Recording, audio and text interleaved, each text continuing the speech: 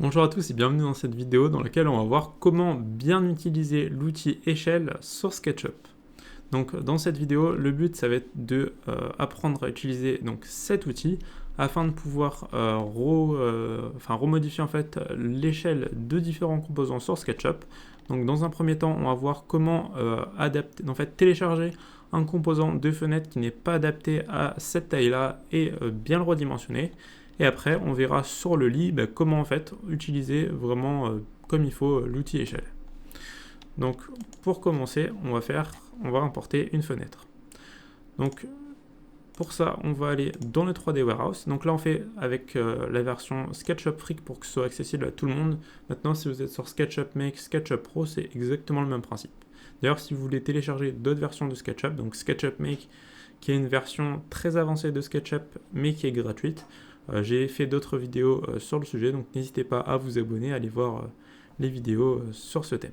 D'ailleurs, j'ai aussi un lien juste en dessous en description, je vous en parle comme ça c'est fait, et donc qui est une formation plus poussée à SketchUp et à Twinmotion qui permet de créer des rendus réalistes depuis un fichier SketchUp.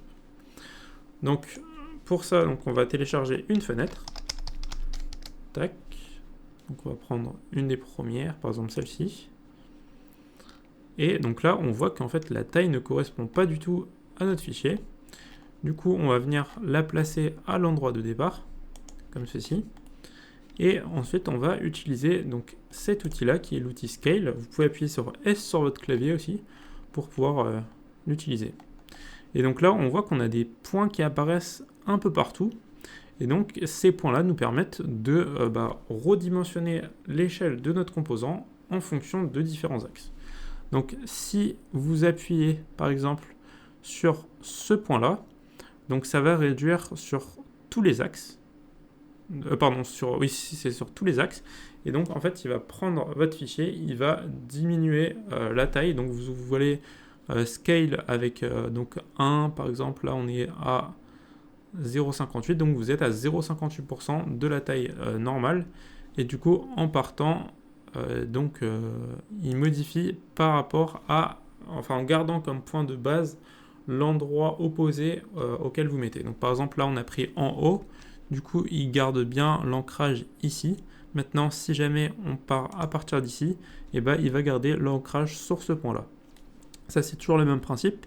Si vous voulez redimensionner en largeur, si vous voulez que ça reste bien parallèle à cet axe-là, et donc redimensionner, faire en sorte que cet endroit-là vienne là, et bien dans ce cas-là, on va utiliser cette balise-là pour pouvoir redimensionner, parce que si on utilise l'autre, on va juste se décaler. Et donc on peut voir aussi, je vais juste remonter, hop, ça sera plus visible. Donc si on peut voir qu'il y a trois différents, on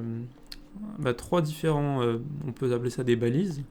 Et du coup, si on en utilise une, en fait, ça va redimensionner uniquement selon un axe, donc celle du milieu. Si on utilise celle-ci, là, on voit que, on a d'ailleurs l'affichage qui apparaît, Red Green Scale About Opposite Point. Donc, c'est-à-dire que ça change l'échelle en fonction de l'axe vert, donc qui est celui-ci, et de l'axe rouge. Et du coup, là, on peut changer les axes selon changer la taille selon deux axes différents.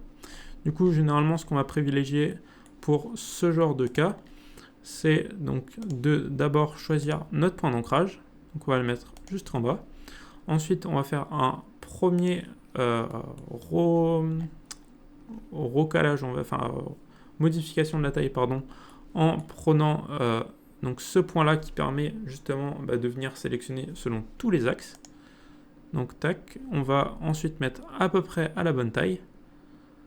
Et après, une fois qu'on est comme ça, donc du coup que l'épaisseur en fait est restée uniforme par rapport à la taille, parce que le problème c'est que si vous prenez ce point-là, vous aurez la même taille, sauf que l'épaisseur ne changera pas, et du coup vous aurez une fenêtre qui sera très très épaisse par rapport à la taille qu'elle fait. Et donc ensuite, on va finir par redimensionner, donc selon cet axe-là. Donc on vient sélectionner notre bord, et on vient le mettre vraiment à fleur. On fait pareil, donc là, sur le point du milieu, et on le met à fleur aussi. Et donc là, notre composant est vraiment bien mis et il s'accroche vraiment bien au niveau du mur. Et du coup, si jamais on voulait redimensionner par exemple le lit, tac, on va le décaler un peu. Donc là, c'est le même principe. On peut modifier l'échelle selon tous les sens. Donc par exemple, si on fait ça, ça va bouger l'échelle uniquement selon l'axe rouge. Ici, uniquement selon l'axe vert. Ouais. Et ici, uniquement selon l'axe bleu. Alors que là, du coup, on va modifier selon tous les points. Là, selon tous les points. Ici, c'est pareil. Et ici, c'est pareil. Pardon, ici, c'est la même chose. Et du coup, ce qui différencie en fait les différents points, donc celui-là, bah, en fait, tous les points, on va dire, aux extrémités, ça va être le point de départ. Donc le point qui est à l'autre extrémité de laquelle vous avez sélectionné, bah, ça va être le point de base à partir duquel l'objet sera basé. Et donc regardez. Et sinon, tous les points de côté, ça permet du coup de redimensionner un axe. Et ces points-là, là, là et là, et donc aussi ceci, cela, cela, cela, ça permet de redimensionner du coup selon deux axes. Donc là, on peut redimensionner en largeur et en longueur, mais pas en hauteur.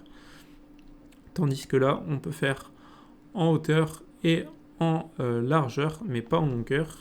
Et du coup, ici, ça va être l'inverse. On pourra faire, en fait, selon soit largeur, soit longueur, soit hauteur, uniquement selon deux, mais pas selon les trois. Donc, j'espère que cette petite vidéo sur l'outil échelle vous aura plu. Si c'est le cas, n'hésitez pas à me le dire en commentaire et à mettre un petit like. Et si vous voulez des vidéos sur un autre sujet, c'est pareil, n'hésitez surtout pas à me le dire et j'essaierai de les faire rapidement. Du coup, merci d'avoir regardé cette vidéo et à bientôt.